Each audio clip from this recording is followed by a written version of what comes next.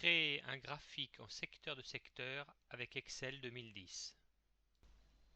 Voici un graphique en secteur de secteur. Voyons comment il a été réalisé. Voici les données de base.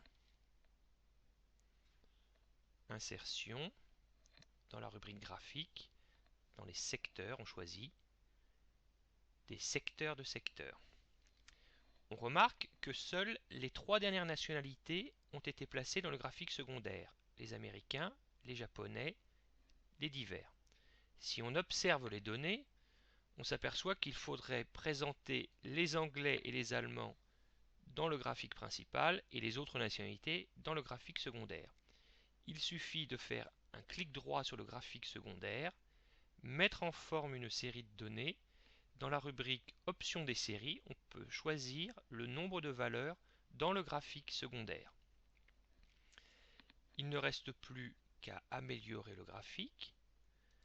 On commence par le déplacer dans une nouvelle feuille. On peut choisir une disposition de graphique, augmenter la taille des étiquettes.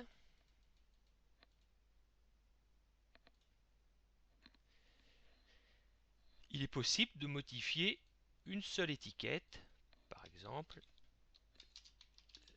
l'étiquette autre, qu'on peut appeler autre nationalité. Lorsqu'il y a une progression dans les réponses, comme dans cet exemple, il est plus judicieux d'utiliser un graphique en barre de secteur. Il est facile de transformer un graphique en secteur de secteur en un graphique en barre de secteur. Onglet Création, modifier le type de graphique et on choisit barre de secteur.